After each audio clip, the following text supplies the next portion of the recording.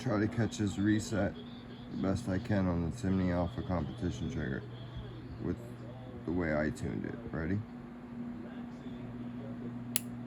Nice audible click, short. There's the wall. Break. Push it again. Ready?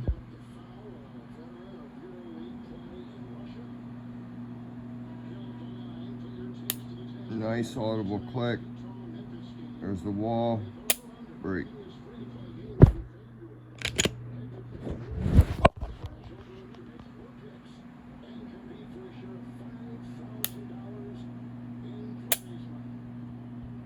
That's it.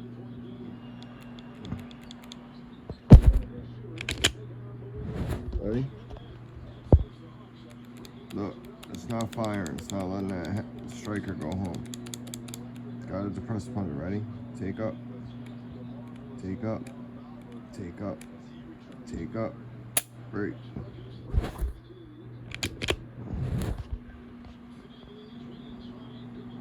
Here's the reset.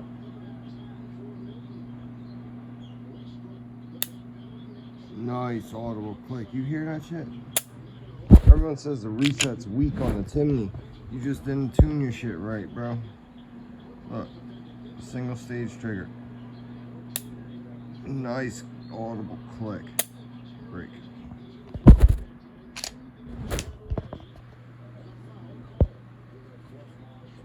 It's the Brownells exclusive texture. PF940C.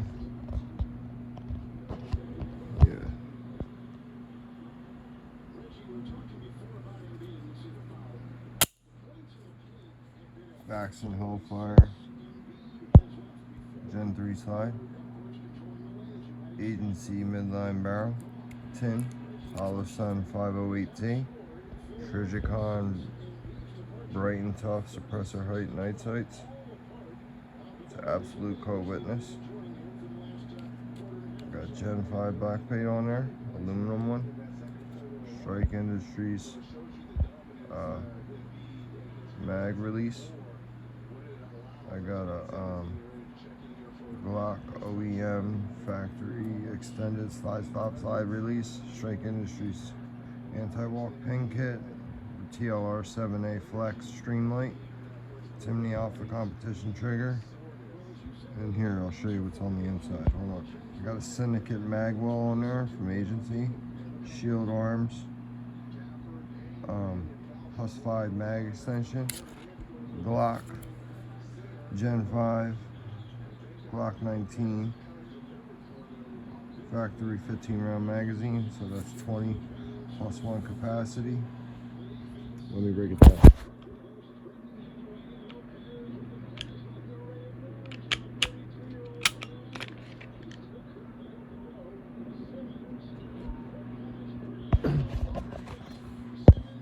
Got a factory Gen 3 OEM guide rod in there.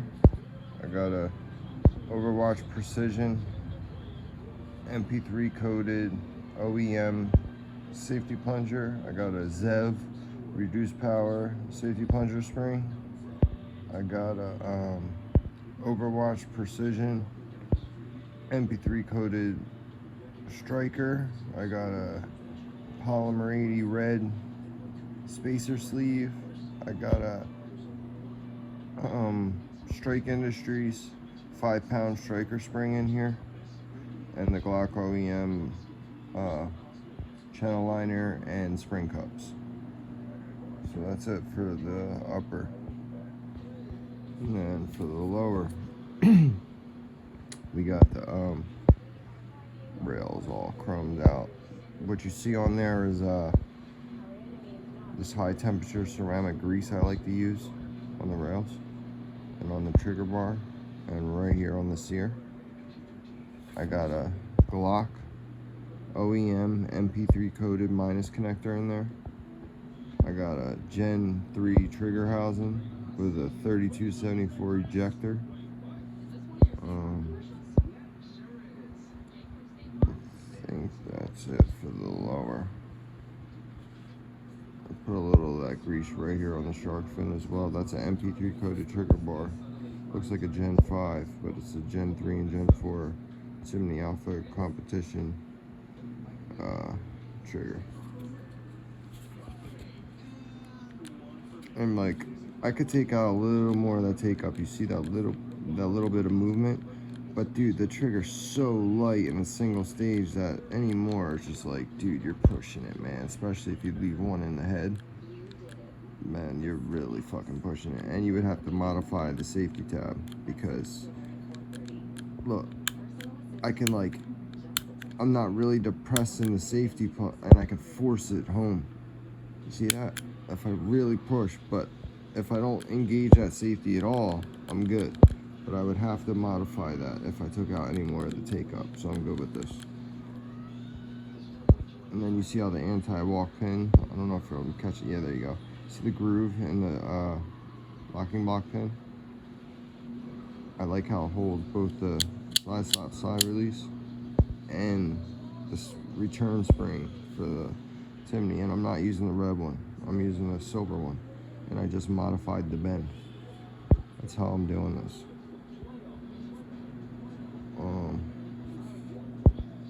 You see where the trigger bar cruciform doesn't come all the way up. There's a pin in there stopping it so that some of the pre-travel's out of there. For the upper, I forgot to mention I have an Apex failure resistant extractor. The depressor plunger rod is polished. That's an OEM part. I got a non-LCI loaded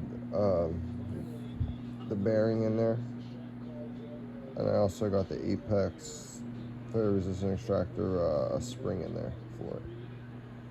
And yeah, that's the upper, that's the lower,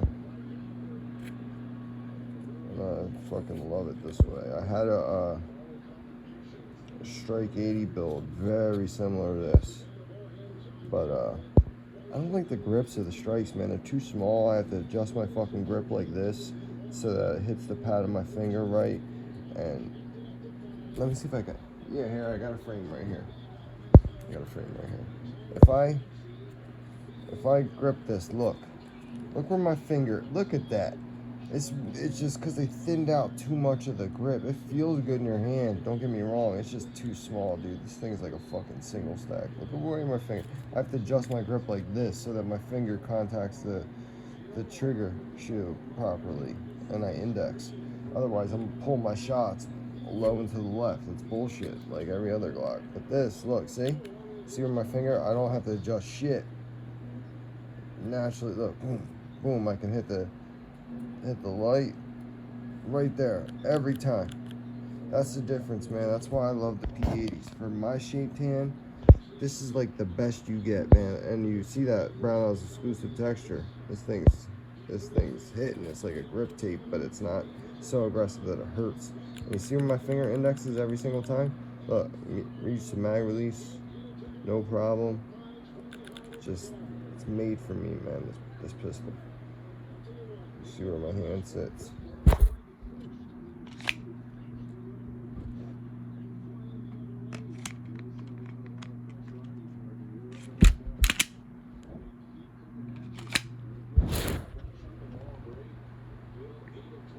Gorgeous build. And check out this fitment, dude. Look how perfect that is. You see that? No big ass gaps, none of that shit. Level centered, the rails, all that polished. You know the drill. Look at that fitment, how small that gap is. It just looks like it's made for it. Beautiful. Beautiful, beautiful build. And I like it a lot more. These frames, especially the brown exclusive texture, over these skinny ass. Look where my finger comes. Oh my God. This is why I hate this. Every shot's like this. I have to adjust my grip like that and hold it like that. And then look how far my thumb is. I'm like fucking hitting the mag release just so my finger will index properly. My hands are too big for that little ass pistol grip. I don't know. But it's a great concept and theory. I love the trigger guard. I love the narrowed front here. It's like more narrow and the angle's different versus the Polymer80. Because like look how the angle of the slide meets with that. It's slightly different. I don't know if I'm picking it up properly, but it is different. And on the strike, it's like it was made for this upper. It just fits it perfect, and it's beefy as hell, so you can put a Gen 4 or Gen 5 in there, no problem. And you're not gonna have to worry about it cracking like with the P80. But yeah, it's a nice build. There's the mag release. I mean, excuse me, the mag well, but and that's the strike as well. But it's just not for me, man. The strikes aren't for me. Some people love them. For me and my size hands, it's just, even with the mag well to get me up in there and hold me properly, look where my fucking finger is, bro. That's ridiculous. That's not right. I use the pad. I don't use the knuckle. It's too skinny, this grip. That's why I don't like 1911s and I prefer 2011, because I don't like them small grips unless it's chambered in a 45. Just for the record, so you guys know a little more about me.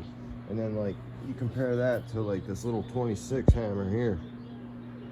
This thing, even with the Polymer grip and the thicker double stack, this is a G26 build.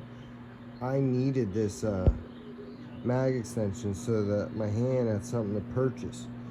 Because you know these little guns, they're snappy as hell, and it's gonna kick up like that if like, because this finger is almost dangling and I'm up in there. And this is double undercut trigger guard. I'm up in there, and even this one, I'm like partially on. And if I put a factory Glock 10 round magazine in there for the G26, it's gonna fucking, you know, not do anything for me. This way, I can get my pinky on there. And some people like the Glock +2 or the Pierce pinky extensions on the bottom of their mags. That shit's stupid to me, and it's like hollow underneath. I'm good on that. Give me +5, baby. I got 15 +1 in this little ass package. You know what I'm saying? This is the Norso OG reptile slide with the window cut. Beautiful, beautiful slide work. There's a million on here. I got the Apex failure resistant retractor on all my builds, honestly. 3274 ejector inside. Trijicon dual illumination night sights. It's got the fiber optic front, backed by the tritium with the 2-dot tritium rear. This ring, I got it blacked out, but it can be replaceable white, orange, or red. You can change the fibers, whatever you want. It's a torque screw. You see it's starting to glow already just from the ambient light. You just pick that thing up, no problem, bro. So yeah, I'm just giving you an idea, and then I still love Mr. Peanut Butter here. The peanut butter cookie. Trijicon HDXRs on there. Nowhere near as good as the dual illuminated night sights. They're new shit with the fiber optic.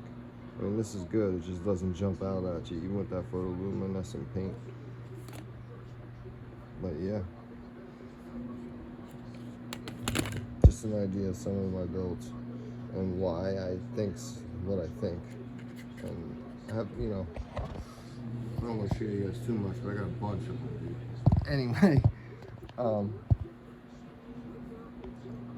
yeah, I just wanted to say why I prefer this build with the setup I have on this, on the Polymer80 frame versus the strike frame, and why I feel the way I feel. And you see, these are all mirror polished. They got their grease on there too, because I ran this before. All mirror polished, custom fit, all everything. You just got grease on there. Perfect pinholes, everything's perfect on the build. It's not the build, it's the shape of the frame. It's unfixable unless you put like palm swells in this thing. It's just too small for my hands, man. Anyway, cheers.